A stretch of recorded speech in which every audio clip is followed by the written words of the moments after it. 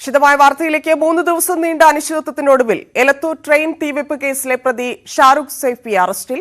മഹാരാഷ്ട്രയിലെ രത്നഗിരിയിൽ നിന്നാണ് ഇയാളെ വിവിധ അന്വേഷണ സംഘങ്ങൾ സംയുക്തമായി പിടികൂടിയത്. ഷാരൂഖ് കുറ്റം സമ്മതിച്ചു. പ്രതിക്ക് തീവ്രവാദ ബന്ധമുണ്ടെന്ന് കേന്ദ്ര രഹസ്യാന്വേഷണ വിഭാഗം പറയുന്നു. മറ്റൊരാളുടെ നിർദ്ദേശപ്രകാരമാണ് ട്രെയിൻ തീവെപ്പെന്ന് പ്രതി പറഞ്ഞതായി അന്വേഷണ ഉദ്യോഗസ്ഥർ വ്യക്തമാക്കി. അറസ്റ്റിന്റെ നിർണായക വിവരങ്ങൾ ന്യൂസ് 18 ലഭിച്ചു. ക്രൈം ത്രില്ലർ സിനിമയിലേതെന്ന പോലെ അന്വേഷണ സംഘത്തിന്റെ നാടകീയ നീക്കങ്ങളിലാണ് പ്രതി ഷാരൂഖ് സൈഫി വലയിലായത്. ഷഹീൻബാഗിലെ വീട്ടുകാരിൽ നിന്ന് ലഭിച്ച വിവരത്തിന്റെ അടിസ്ഥാനത്തിലായിരുന്നു നിർണായകമായ നീക്കം.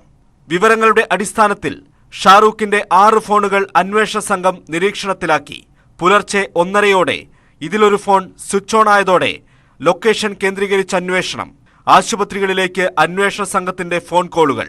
രത്നഗിരിയിലെ ആശുപത്രിയിൽ തലയ്ക്ക് പരിക്കുപറ്റിയാൾ എത്തിയെന്നും ചികിത്സ പൂർത്തിയാക്കാതെ മുങ്ങിയെന്നും വിവരം. 25ഓളം ATS പോലീസ് ഉദ്യോഗസ്ഥരുടെ രത്നഗിരി റെയിൽവേ സ്റ്റേഷൻ കേന്ദ്രീകരിച്ചുള്ള തെരച്ചിൽ. 2 മണിയോടുകൂടി ഷാരൂഖിനെ കീഴ്പ്പെടുത്തി. തലയിലും മുഖത്തും ട്രെയിനിൽ നിന്ന് ചാടിയതും പൊള്ളലേറ്റതുമായ പരുക്കുകൾ. സംസാരിക്കാൻ ബുദ്ധിമുട്ടുണ്ടെങ്കിലും പ്രതി കുറ്റം സമ്മതിച്ചു. ഞെട്ടിക്കുന്ന വിവരങ്ങൾ അന്വേഷണ സംഘത്തിന്. പ്രതിക്ക് മാനസിക പ്രശ്നങ്ങളില്ല.